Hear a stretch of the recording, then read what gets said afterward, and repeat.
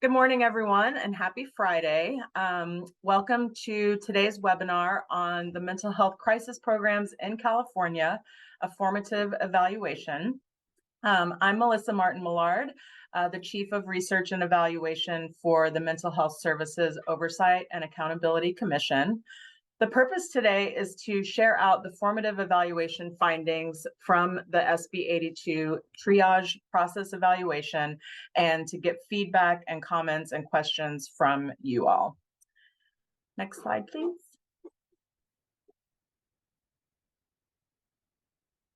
A couple of housekeeping items. We're going to share these slides and the recording to participants after the webinar. It'll take a day or so to get the recording ready to submit, but we will be sharing out materials. Everyone is muted, so please check your speakers for sound. And next slide, please. So we really do want to solicit your feedback and questions. We've created a separate Q&A tab in the chat. So please enter any comments or questions or general feedback into that Q&A spot so that we can, at the end of our presentation, field those questions and have a conversation. Then at the end of the webinar, there will be a link to a survey so that you can provide additional feedback on the evaluation. And feel free throughout the presentation to jot down your questions. We'll be kind of tracking them and making sure that we address them at the end of the presentation. If we do run out of time at the end, you can still write down your questions and we'll send out a follow-up to answer questions that people have that if we aren't able to get to them all during our hour together. Okay, I'm just gonna give some quick context for the commission before I turn it over to our esteemed presenters. So again, I'm from the Mental Health Commission. The commission was formed out of the Mental Health Services Act that was passed in 2004, nearly 20 years ago. Next slide. And oh yeah, thank you. So we have a tremendous public mental health system, and the Mental Health Services Act funds actually generate about a quarter of the dollars, the revenues for our public mental health system. So that creates a lot of opportunities for innovation, for counties to develop programs and services to meet the needs of our diverse and varied populations. Next slide, please. The commission right now is in the last year of our strategic plan that was developed for 2020 to 2023. And our three primary goals are around establishing a shared vision for our mental health system, leveraging and utilizing data to be able to make decisions and to be able to understand the needs of our communities, and then to engage with our communities through various site visits, engagement opportunities, webinars such as these, where we're sharing out the results of what we're up to. So I think that throughout this presentation, you'll see that this work really does relate to all three of our strategic goals. Next slide, please. And lastly, just to share kind of the commission's vision for transformational change, we utilize several different levers to try to catalyze this change, and that includes policy. So in this case, SB 82 was was a policy that allowed us to disseminate grants for to support the crisis continuum. So there are fiscal levers we're able to use. Research, evaluation, and data is another lever we use. Community engagement. So again, this work that you'll hear today really does reflect all of these transformational change levers, and is just an important part of the process for understanding how these programs were implemented, the successes, and some of the barriers encountered. Next slide. Okay, so I'm going to turn it over now to Dr. Corey O'Malley, who is a postdoctoral researcher at UCLA. She's representing the research team from UCLA who focused on the child and school / county collaboratives. After Dr. O'Malley, then she will turn it over to Dr. Mark Saville, who is an assistant professor from UC Davis, representing that team who focused on the adult and TAE programs. So with that, I'm going to turn it over to Dr. O'Malley. Thank you so much, Dr. Martin Millard. I am very happy to be here today to talk about the formative evaluation of the SB 82-833 Child and School County Crisis Triage Programs. And as Dr. Martin Millard mentioned, I'm representing the entire team at UCLA, including Bonnie Zima, who's our primary investigator. I do want to acknowledge our whole team because this has been a big effort over many years. And I want to talk a little bit about what we did and what we've learned. We've got a little bit of context to go over. These programs originally come out of the Mental Health Services Act, which was passed by California voters in 2004. And of course, we know, as Dr. Martin Millard has shared, that these fund services and infrastructure across the public behavioral health system. So when State Bills 82 and 833 were passed, these created a specific set of crisis triage personnel grants, which the commission, the MHS-OAC, administers. So today we're here talking about round 2 of this grant program, which was awarded in 2018. And the awardees for this round included 11 child youth crisis triage programs and 4 school county collaborative programs. And I'm going to use the word programs throughout, but just to note, since these are personnel grants, what we're really talking about is programs that either brought in crisis triage personnel and added it to a unit that may have already existed, or in some cases, the creation of brand new programs. But as you'll hear, what we're talking about here is a very wide range of different types of interventions that operate along the crisis continuum. So to kind of give an idea of what the recipients looked like for round 2, for the child and school county programs, 2 were in counties in the far north Superior region of the state, 7 are in the central region of the state, 1 was in the Bay Area, and 5 are in Southern California. So these are programs that are introducing crisis triage personnel in really different contexts across the state. And if we look at the county composition as well, about half the programs, a little over half, were in large metro counties. A little over a quarter were in medium metro counties where there are some large cities, but there may also be some smaller, more isolated communities. And then 3 programs were in rural counties.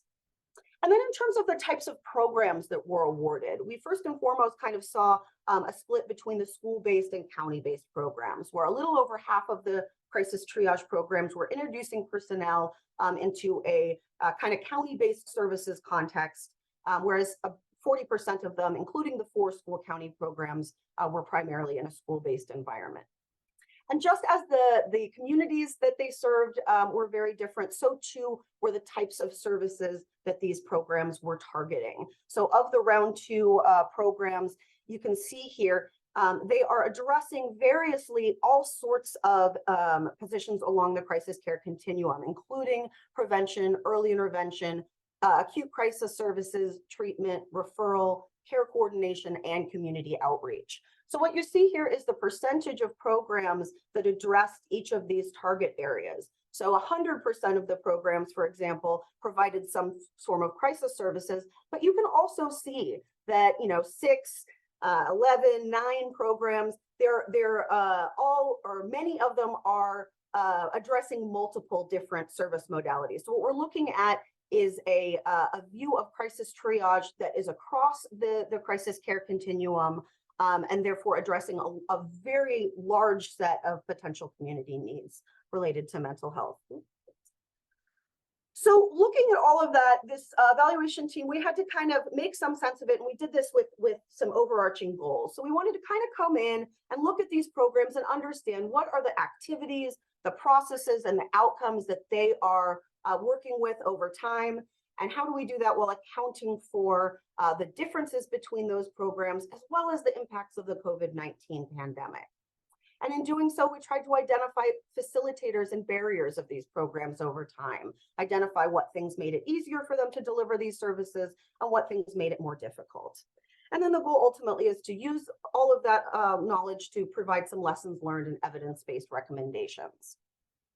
So in terms of our specific methods, we used a community partnered mixed methods approach. So we really centered our engagement with a variety of community partners. Some of our major ways of doing that were through work groups with personnel at the programs themselves, an advisory board, including participants in a variety of community groups, individuals with lived experiences, and that had experience and contact with many of the communities served, as well as multiple rounds of public feedback. And then in terms of the data sources that we used, we primarily relied upon qualitative interviews with program leads and personnel, so the folks that were actually implementing these programs. And we supplemented that with surveys of the program leads, as well as information that we gathered from our regular engagement activities with the program partners and other community partners. So I want to go into a little more depth on the interviews, just to give you guys an idea of how it is that we learned so much about these programs. We conducted with each program 6 rounds of interviews with their leads and staff. These were conducted at 6-month intervals. And for most programs, these interviews were between 2019 and 2022. There was a modified schedule for one program that ran from 2020 to 2023. But as you can see, we really tried to check in regularly so that we could understand how things were changing, how these programs were maturing. And as you can see, the first 2 rounds of interviews were prior to the start of the COVID-19 pandemic. So we were able to get sort of a baseline and some early notions of how these programs were operating prior to the start of the pandemic, and then a really rich view of how these programs continually adapted over the course of the pandemic. And you can see as well that we rotated who our participants were so that we were able to kind of cover a number of bases, but at the same time, get insights from different partners, cross-check what we learned, revisit themes over time. At our interviews, as you can see, there was some attrition over time. Not all programs continued for the full length of the grant period. And indeed, those sorts of experiences have informed the findings that I'm about to go over. So our goal really was to kind of tell a statewide story of these programs. So I'm going to kind of walk through what that story looks like, give a little details about each point, and then pull it back together for some key findings and key lessons and recommendations.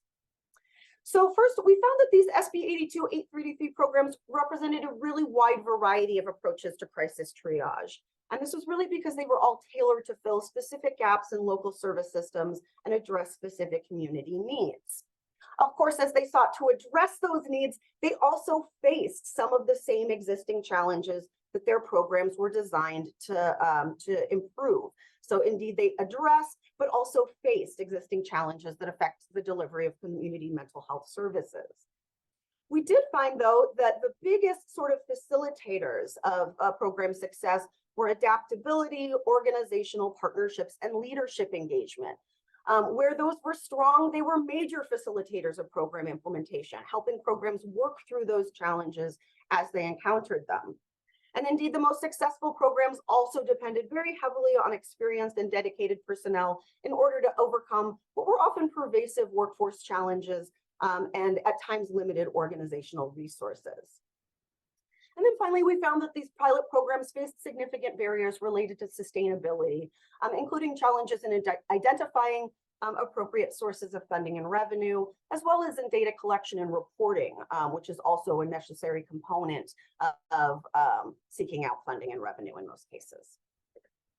So to kind of walk through these one by one, first I want to just make this point about variation in the program features. So these child youth crisis triage programs really varied widely both in their settings and care processes. So I mentioned before that a little over half were county-based, a little under half were school-based.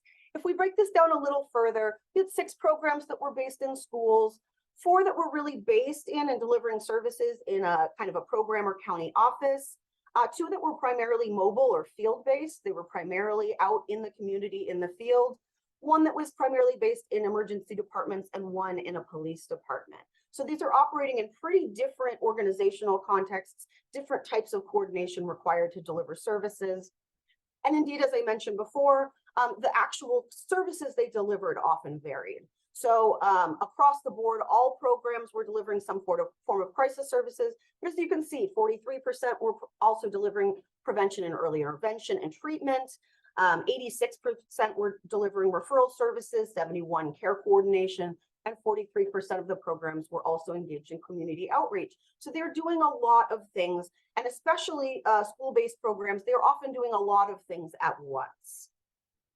In addition to doing a lot of things in a lot of different contexts, they're also often rather complex in their structures. They often involve partnerships across agencies or sectors. They're often organized into multiple teams or units that are in different settings or regions. And indeed, because of those 2 points, they are often enmeshed in multiple regulatory systems. So this may be in a school context, this may be law enforcement, this may be the health system more broadly. But these kinds of programs that are operating in a crisis triage context, they're often navigating a very complex set of organizational and regulatory features. What we found, though, is that both this variation and this complexity is really due to the tailoring of these programs to community needs and service systems. So it's on some level necessary and advantageous for these programs to be doing different things in different ways, in different contexts, and with some level of complexity, but it does add challenges. And so we found over and over again that a lot of time needed to be put into making sure that the essential features of these programs, the things that really added value to communities, also had proper support. So some of the challenges that programs faced, we found, were really indeed the same problems that they're intended to address. So we saw it repeatedly addressing structural and systemic inequalities in communities, limitations in the community assets for mental health, extensive provider shortages, especially for outpatient services in communities, as well as the effects of the COVID-19 pandemic. So these factors were major barriers to program implementation and reach for a lot of programs, but they were especially challenging for rural, isolated, and historically underserved communities. However, we found that there were a few factors that really protected and helped mitigate against those challenges. And those were adaptability, organizational partnership, and leadership engagement. So for adaptability, we found that despite challenges, the programs that were the most successful were the ones where they really believed they had the capacity and the authority to adapt and be flexible in their approach to challenges in real time. Conversely, where programs did not feel that they had the capacity to adapt or were unable to identify mechanisms by which they could, those are the programs that struggled the most to implement their programs as planned. We found that strong organizational partnerships, both pre-existing and developed over the course of the programs, made that adaptation more possible. And so programs that had stronger partnerships or that were most engaged in building those partnerships were more able to improve their adaptability. And then likewise, those partnerships were strengthened through strong leadership engagement on part of partners. So especially in situations where there was co-location or some level of institutional embeddedness, everybody's in the same building, in the same location, feeling like the same team, as well as formal partnerships to facilitate information sharing and the development of routine and reliable communication channels. Additionally, successful programs really depended heavily on experienced and dedicated personnel to overcome both workforce challenges and limits in their organizational resourcing. Hiring and retention was a huge challenge for most programs, and in a lot of cases, it altered the kinds of services they were able to provide and placed burden on the existing personnel. But we found that in a lot of cases, programs were able to at least partially overcome this through very heavy reliance on experienced staff. Now, staff turnover is in some ways inevitable in these kinds of positions. So we found that, the stresses related to the nature of crisis roles, as well as public sector compensation for mental health positions and work conditions, they make it hard to keep staff long-term in some of these types of positions. And indeed, hiring was even challenging for a lot of positions, especially when they were short-term, if they were in areas with provider shortages, or involved positions that had extensive background or licensure requirements. However, the program personnel, despite all of these challenges, generally had very positive attitudes towards the program quality.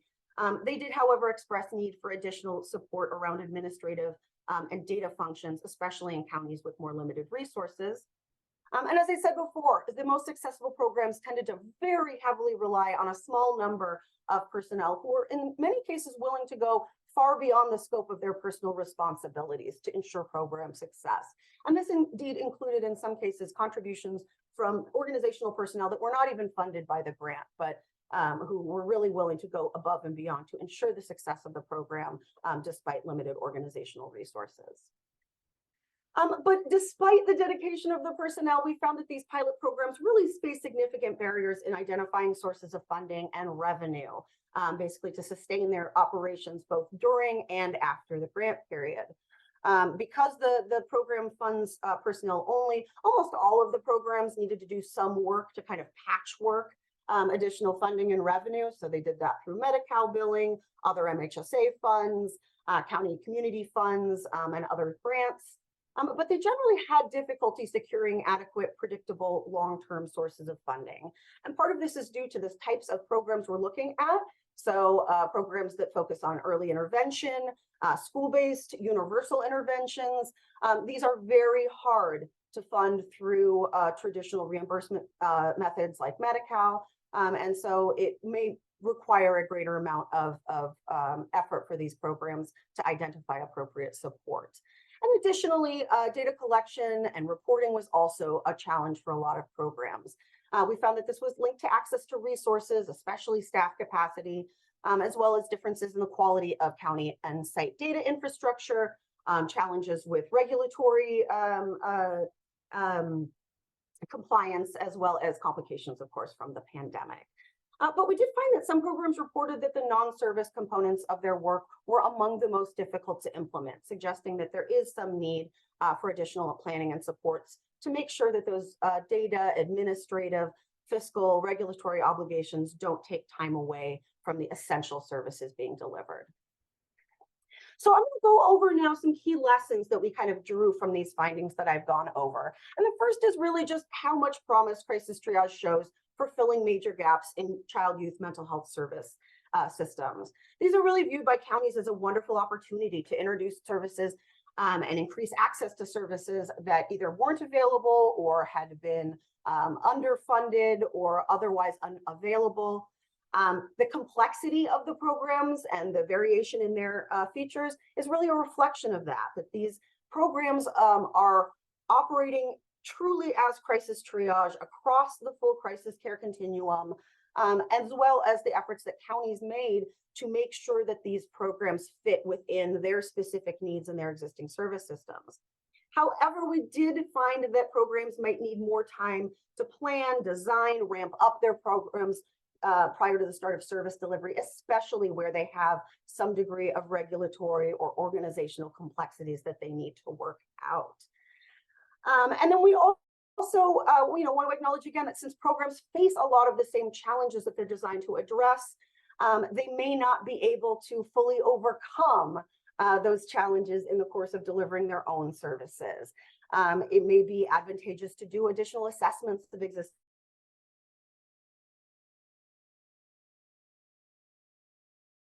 development efforts. And as well, we found that programs really benefit from opportunities to exchange information and share what they've learned.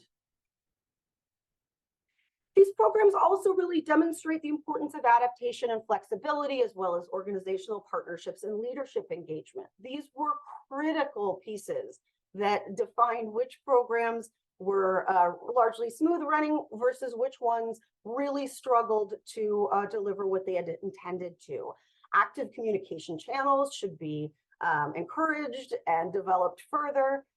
And there may be additional forms of support that can be developed or maintained through additional organizational and community partnerships. And indeed, since programs benefited from experienced staff with a high degree of dedication, they would also benefit from more efforts to identify and address signs of burnout. Programs that did so were much more successful in retaining staff, although even ones that were highly attentive often needed to revisit their roles, pivot as necessary, and adapt them as needed. Additionally, the reliance on staff that weren't funded by the grant really suggests the need for additional support or specific staffing commitments from counties as a precondition for these kinds of awards. And indeed, the programs would benefit from the development of mechanisms to sustain their resources and services when staff turnover occurs, as it inevitably does.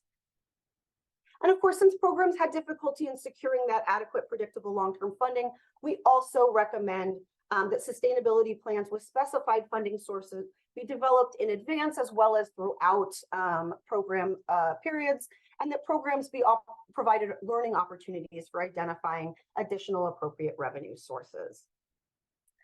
And additionally, support for advocacy in communities, since that can stimulate community resources as well.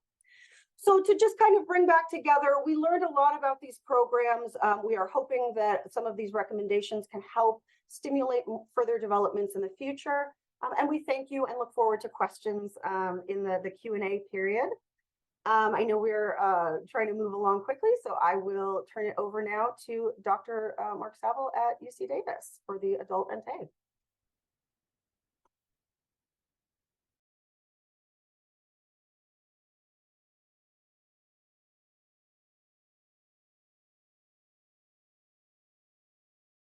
Okay, so thank you very much and good morning, everyone.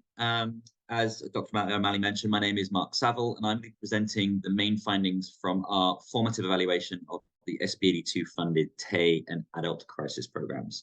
And before we start, I think it's helpful to make clear that as a formative evaluation, the primary focus is on evaluating the development and implementation of these programs across the state. So we have made some early efforts to explore possible impacts of the programs qualitatively, but a more thorough evaluation of these impacts is really reserved for the summative evaluation, which is currently being conducted by Dr. Callie Clark and her team at the Commission. Next slide. Okay, and as always, I just want to start by recognizing the fantastic team that's been working on this project over the past few years, not least Dr. Cameron Carter and Dr. Joy Melnico, who have been leading this project. Next slide. Okay, and just to provide a very sort of brief summary of the backgrounds, we've heard a little bit already, so I won't focus on this too much. In 2013, the Senate Bill 82, so SB 82, was passed, and it established a competitive grant program for California counties for the purpose of developing mental health crisis support programs. And these funds were allocated specifically to increase the availability of services that focus on crisis intervention, stabilization, crisis residential treatment, rehabilitative mental health services, and mobile crisis support teams. And the aim of these programs were to improve client experience through supporting recovery and wellness, to expand the availability of care, to reduce hospitalizations and inpatient days, and to reduce recidivism and law enforcement expenditure. Next slide. Okay, so since the Act has passed, there's been 3 rounds of funding, and this evaluation focuses on the second round of grants, which were distributed in 2018.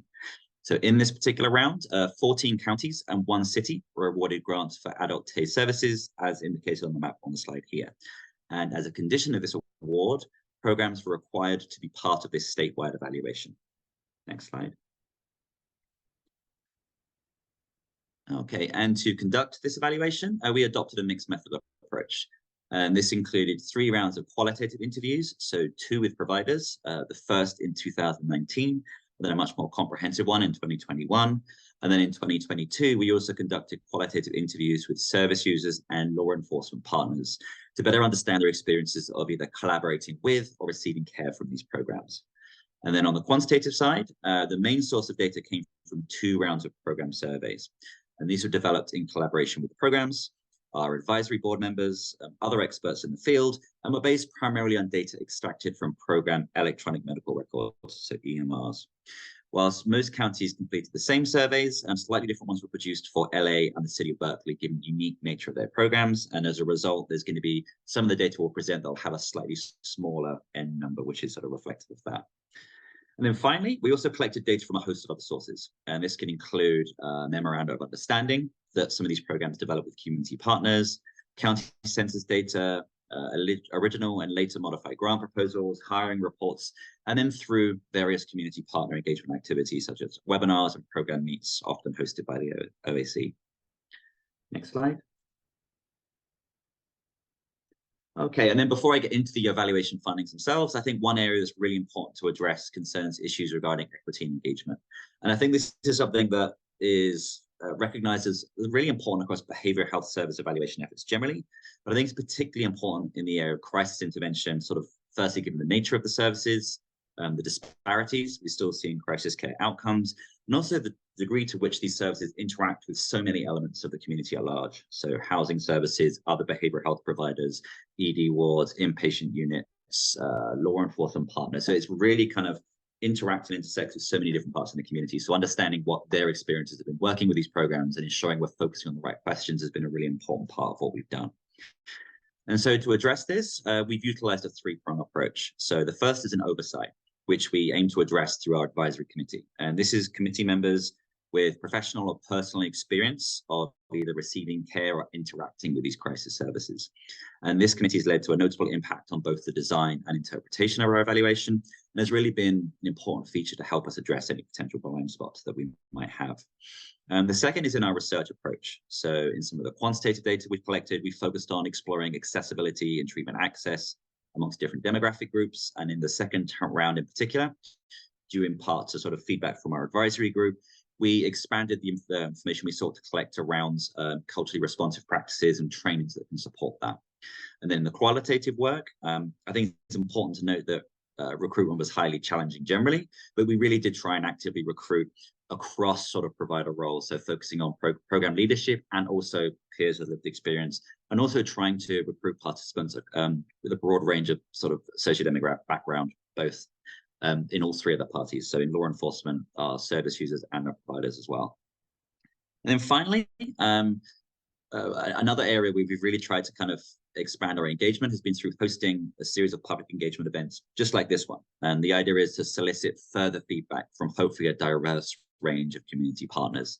And sort of as a link to that, both Dr. Mallard and Dr. O'Malley have mentioned, we really would welcome feedback either during this Q&A or any follow-up correspondences, which we'd be more than happy to have. Next slide. Okay, so that's just sort of a quick overview of some of the background. So I'm now going to talk about some of our main evaluation findings. Next slide. And the structure of this evaluation really comprised of 5 distinct areas, and they included, number 1, looking at the different program structures and contextual factors in which these were delivered. Number 2, looking at sort of the number and types of services delivered and the populations who were served. Number 3 was a qualitative look at some of the impact of these services from the perspective of our community partners. So people that collaborate with these programs, so law enforcement partners, people who deliver the services, and then also people that receive the services. And then 4 or 5 are kind of linked together, where we're looking at the barriers and facilitators to effective program delivery. Next slide. So the first thing we looked at sort of way back in the beginning of 2019 when we started this was to look at the structure of these programs. And through those preliminary interviews and a review process, we found that while there was a lot of heterogeneity in service delivery, sort of all the programs appear to focus on at least one of 4 different stages across the crisis care continuum. And I'll just go through what each of those are. So the first one is prevention services, where providers worked with individuals identified at high risk of experiencing future crisis based either on their history of engagement with law enforcement or other behavioral health services. The next stage was crisis access and lifeline services. And this is services that provide client support and access to crisis care in times of need. And sometimes this could overlap with prevention services, whilst a more distinct version might be hotlines. So people can call to receive emotional support, and if necessary, a space for where call center personnel can arrange for in-person emergency crisis response with a behavioral health provider. And then linked to that kind of segues quite nicely to what they are. So mobile crisis assessment triage. And that is where teams engage with individuals in the field, primarily to de-escalate crises, conduct behavioral health assessments, and then triage individuals to the appropriate level of care based on need. And then sort of the final area we looked at was programs that provided services to individuals who either received a crisis assessment and didn't meet criteria of hospitalization, or were recently discharged from hospital following a crisis event. So sort of what happens after this crisis sort of moment. And the primary aims of these programs were to provide case management and facilitate linkage to ongoing recovery-oriented behavioral health services.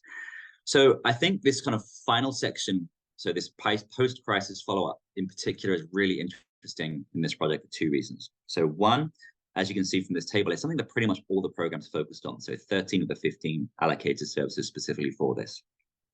And then number two, because it's not something that's typically been part of the national conversation, so not nearly as much as hotlines and mobile crisis for assessment. So at present, sort of, at least in the national space, the mantra has been sort of very much someone to call, someone to respond, somewhere to go. However, I think it's notable that when counties are given funds to flexibly address what they consider to be some of the major issues in crisis care delivery, what the vast majority focused on with at least some of their grant was someone to provide support afterwards. And this suggests an expansion of what we consider sort of what crisis care should be, may need to be broader in our national debate. Next slide.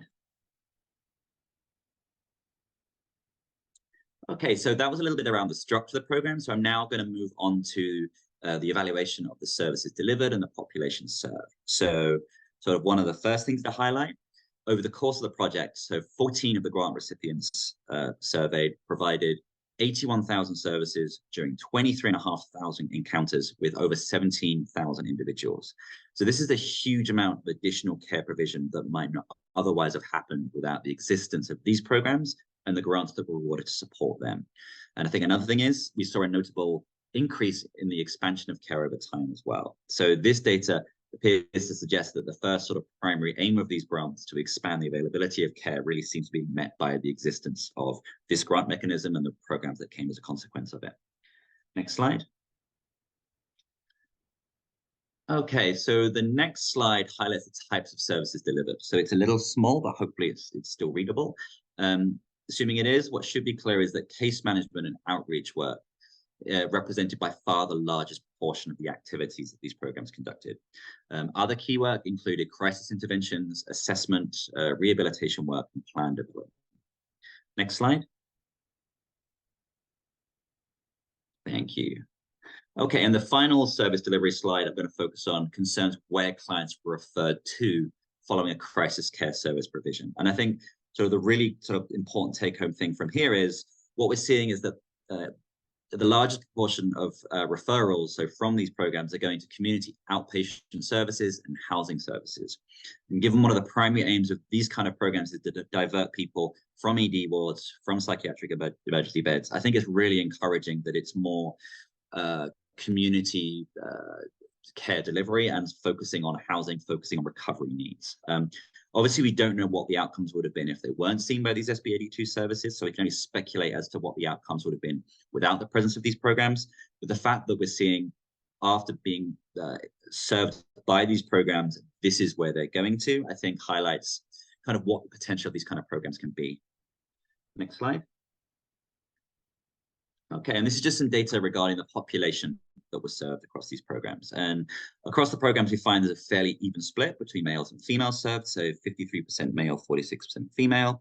And across race and ethnicity is broadly representative of the counties they serve. I think one thing to mention is, due to the nature of the data, is fairly challenging to sort of draw definitive conclusions. We did see sort of smaller numbers amongst those that report as Asian and Asian American. I think that's something that's probably worth investigating a bit more to understand exactly what's going on there and perhaps why we saw that. Next slide. Okay, so now I'm going to sort of switch gears a little and look at sort of the impact of the services from the perspective of community partners. So that is law enforcement partners, service users themselves, and also providers that deliver this care. And we explored this qualitatively through sort of a series of qualitative interviews. And across all of that work, we got a pretty large amount of data and sort of qualitative reflections that really sort of talked about how these programs were having a substantial impact on a range of outcomes. And this included improvements in areas such as reductions in psychiatric hospitalizations, reductions in evictions, homelessness, and suicide, reductions in emergency department and law enforcement involvement in crisis care, and also improved client and community level satisfaction in behavioral health crisis care. Next slide. And when we tried to understand how how crisis care can improve outcomes, 3 different potential mechanisms were identified. So the first was that crisis specialists typically had a much better knowledge of the local behavioral health care landscape relative to others that may attend crisis events, such as law enforcement partners. And also linked to that, these behavioral health specialists had much more established positive relationships with these different programs. So a number of providers talked about knowing what different services might be available that can best meet the client's level of need, and also sort of have a more sort of nuanced understanding of how to navigate entry into such programs in the most streamlined way possible. The second was having a behavioral health background and all of that specialized training, at least from the perspective of people we spoke to, said that this really can help to lead to improved relationships to the client in crisis. And that can have a number of sort of important knock-on effects. So it can help to have more effective de-escalation at the point of crisis, which can then in turn open up the opportunity for less restrictive care options. Another factor was with these services, working with folks that sort of utilize crisis care quite frequently is an opportunity to really develop rapport and get better client knowledge, so able to get better context, leading to more effective assessment care planning. And then I think third, and perhaps the most interesting thing, was many providers discussed how these programs can foster ongoing positive relationships with individuals that are either typically disengaged or highly ambivalent about behavioral health services.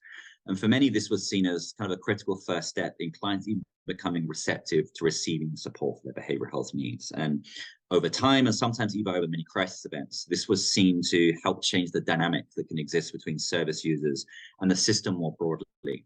And that being a really sort of key factoring in being able to facilitate engagement into longer term care. Next slide. Okay, and so I'm just going to read one quote now, and this is looking at the contrast between how a law enforcement provider felt that they were able to manage crisis situations versus what they see behavioral health providers, so SB82 personnel, being able to manage these situations. If I go on a call where someone says their family member is suicidal and they've slit their wrists, my assessment is typically this person is 5150, so in need of an involuntary admission and a hold, and they would need to go to the hospital. Now, the crisis team doesn't always do that. They will give them options. And maybe it's because they have a deeper understanding of what the behaviors are causing, or they've dealt with this kind of stuff a lot more in an extensive manner, but they don't always place that person on a hold or take them to hospital. So it's that expertise, that background, sort of opening up the possibility for less restrictive options being something that this law enforcement partner in particular really noted. Next slide.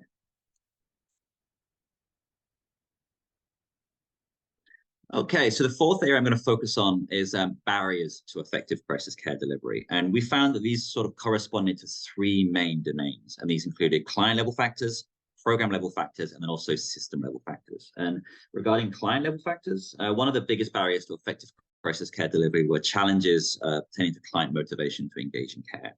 And a number of different sort of things were found to impact this, including symptom severity, ongoing substance use, insight, client age, where sort of younger clients were typically less interested in engaging. Another concern that came up a lot was homelessness, where multiple providers talked about the challenging of maintaining engagement with individuals without a fixed address, or with having to manage a lot of the additional complexities that can come with being housing secure or being homeless. And another factor I've linked to this was a lot of these folks would typically either not have phones or switch phones very frequently, which meant it was very hard to sort of support ongoing contact. Regarding program level factors, multiple issues were identified, but I think by far the most consistent was about the challenge of hiring and retaining providers.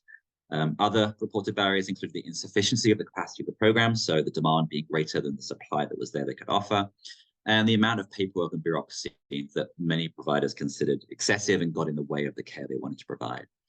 And then regarding system level factors, and one frequently reported barrier was considered to be the lack of wider serviceability, and particularly regarding housing services. Others included the challenges of delivering care in rural spaces, although this did offer some advantages as well, which I thought was very interesting. The volume of inappropriate referrals that some of the programs received, sort of particularly at the beginning. So having training and support to those referring agencies being a big factor in addressing that. And also county level policies such as mandated law enforcement co-response. So I think that's something really important to highlight, that of the 15 we spoke to, I think approximately 30% of them were required to have law enforcement personnel on every mobile crisis call out, whilst in the majority of the programs that didn't exist. And next slide.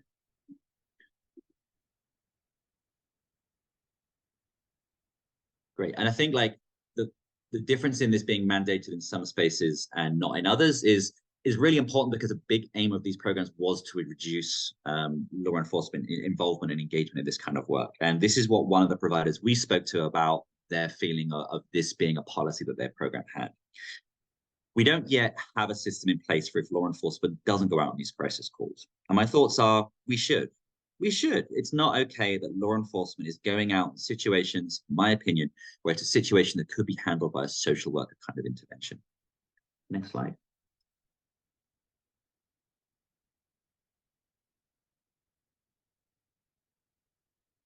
Great, thank you, Bethany.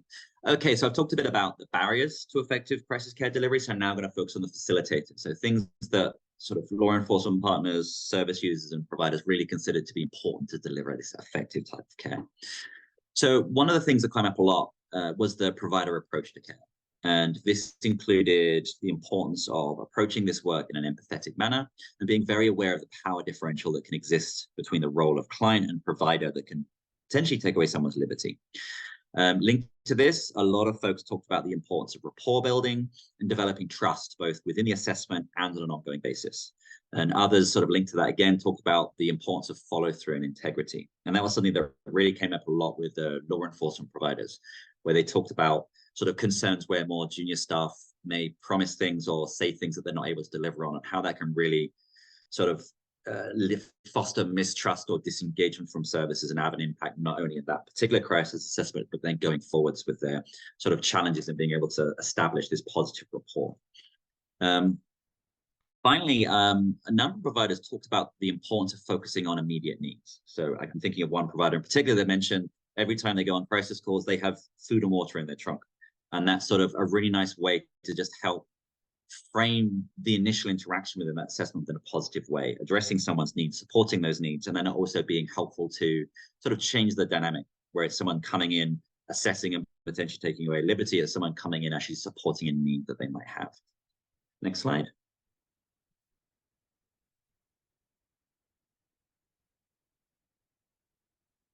Oh, are we? Okay, I can keep going. Another area that came up, sorry if we can go backwards, was related to the crisis service structure. And many participants talked extensively about when looking at crisis care beyond hotlines, it's really important to be field-based, so seeing the people where they are. Another important feature was the extended hours of operation, which meant they were both better able to serve the needs of the community, and particularly sort of hearing from law enforcement providers when they're talking about a lot of the crisis that they're attending to being either late at night or at weekends. And then when those crisis personnel aren't around, it then just leads to a high likelihood that someone's going straight to an ED ward or an inpatient ward. Another area with regards to the service structure that I think was really important was a number of providers really highlighting the critical role of peers in crisis care delivery. So across the programs we recruited from, 60% had peers on staff. And with regards to peers, many providers emphasize sort of the power and importance of being able to break down barriers to engagement through sort of peer involvement, and how it can really help address that power balance, and also sort of destigmatize crisis and mental health, and really provide hope to both service users and family members alike. And then the last thing I'm going to mention is pretty much every single provider we spoke to really highlighted the critical importance of collaborating partners in order to be able to effectively deliver crisis care. And that included partnerships with local law enforcement, ED ward staff, other behavioral health services, and also wider support services. And sort of one of the main reasons it was considered so important was that it was really critical to enabling effective pathways through care. So having both referrals coming into their program, and then also effective linkage onto longer term services. And then linked to this, it was really notable that in situations where sort of providers felt their service was being underutilized, the lack of coordination with partners appeared to be playing quite a big factor. Next slide. Okay, and I'm just going to read one of the quotes here from one of those peer providers we spoke to that talked about what they felt was the power that they can bring in this particular role. When I share my story, it has a lot of power to it. I feel it does because I let them know that I was where they're at. It does impact them to a point where they receive it and they trust me. Next slide. Great, thank you. So through this presentation, I'm sort of providing a very high-level summary of what was a pretty extensive report, but hopefully some of the main findings that we found, and that should be sort of evident in what I've talked about today. So first, looking at program structures and contextual factors, there was a substantial heterogeneity in the programs, all focusing on different components of this crisis care continuum. And a lot of that was about being able to address particular gaps or needs that their particular community that they worked in served. Number two, with regards to the services delivered, over 81,000 services provided to 17,000 clients between 2018 and 2021. So a huge amount of care being delivered. And notably, a lot of the folks they're working with, they're being referred to lower intensity behavioral health services and to housing. Regarding the impact of the services, providers, law enforcement partners, and clients all reported the programs having notable positive impacts, specifically related to some of the pre-specified aims that I talked about at the beginning. Next slide. Thank you. And then thinking about the barriers and facilitators to effective crisis care, sort of being a number of barriers at the client, program, and system level that really need to be thought about, both in terms of when the program is initially designed, but then also as it's being implemented to kind of support the seamless delivery of this care. And then when we're thinking about facilitators, being really mindful of the provider approach, developing these really sort of critical collaborations with partners across the field, and that being important for referrals, safety, and engagement. The huge role that peers can have in this space, and also the importance of field-based approach with extended hours availability, which really sort of being critical to meet the need that's out there. Next slide. Great, so thank you so much. Thank you for sitting with us. Hopefully this has kind of stimulated a lot of thoughts in your head. We'd be very happy to answer any questions that you might have, either from mine or Dr. O'Malley's presentations. Thank you so much. There was a lot of rich information. I know it's a lot to take in and have time to ask questions, but we do have a few minutes if anyone has questions. Okay, I see one. So for youth, what do you see as critical next steps for school-age youth work regarding crisis supports as the mobile response benefit is rolling out across the state? Yeah, okay, I can take that one. So only a couple of the programs that we looked at were primarily mobile, but what we did see was that these were incredibly well utilized, the couple of them that we looked at, and that they required a really significant amount of support that that maybe they weren't getting yet in terms of being able to sort of make sure that they're able to really fully cover the areas that they're assigned to. So for counties that are more isolated and rural, it can be really hard to have a mobile response team, you know, that covers hundreds of miles of territory and in sometimes isolated regions. And so I think a critical next step is making sure that those mobile response teams can actually be mobile and timely, because what we would hear a lot is that you know, there would be an issue in a school and it could take hours, you know, 2, 3, 4, 5 hours to even get somebody out there, because you know, they've got terrain, traffic, all of the, you know, the complex issues that California communities face. So making those programs truly mobile, like breaking down the really nitty-gritty issues that prevent somebody from getting from point A to point B in the time needed to assess those, I think that's a big first step or next step. Mm-hmm.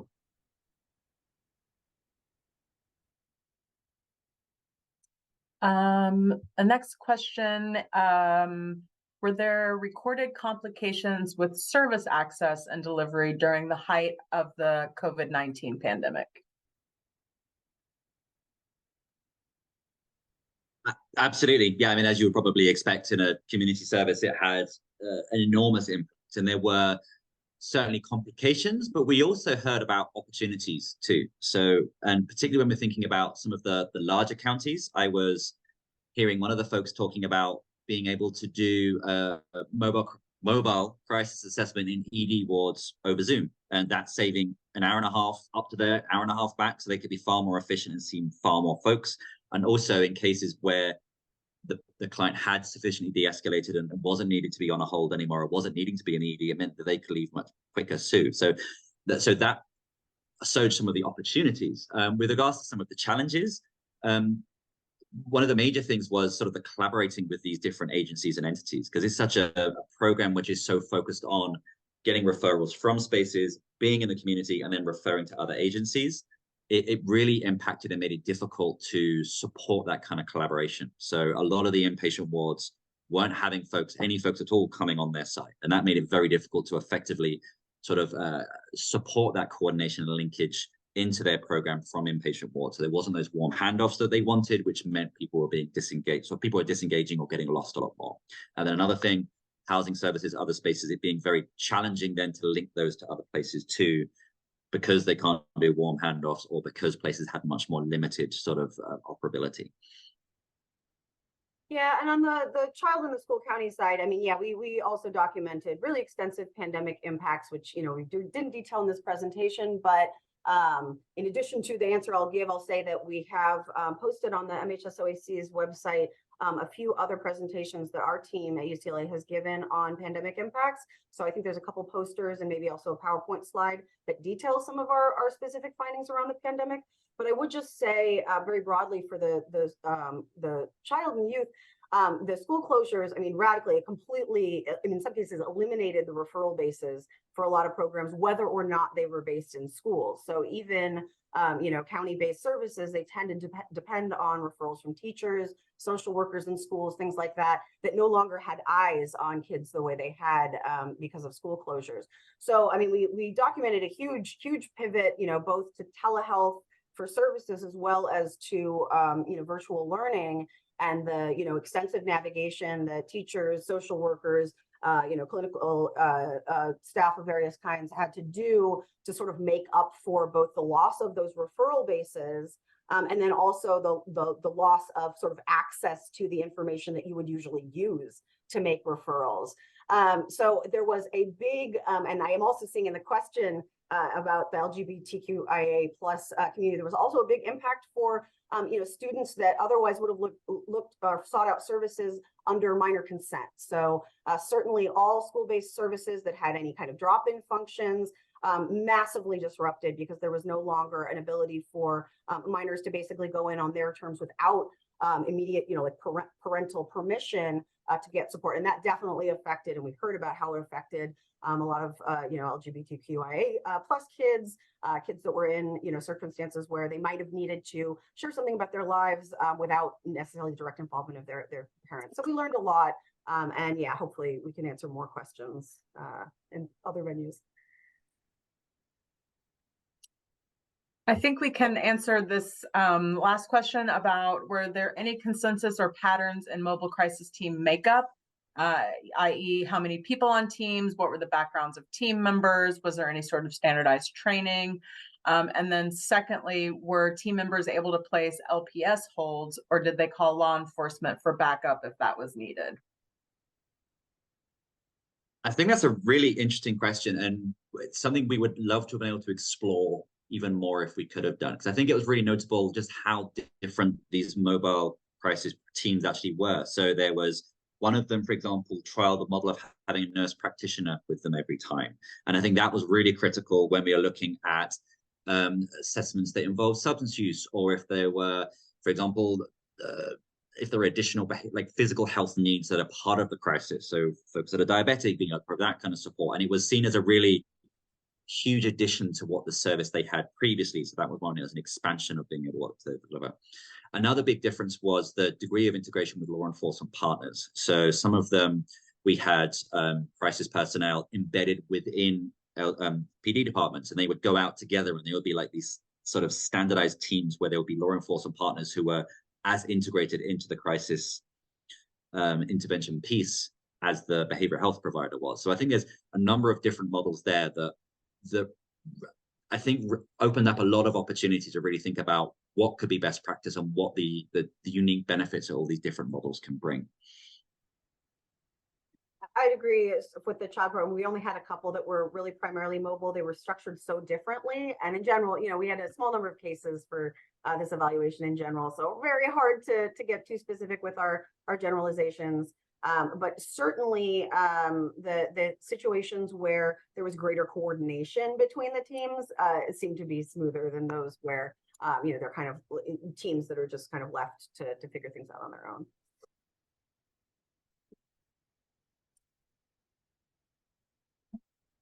All right. Well, I do see that we're at time.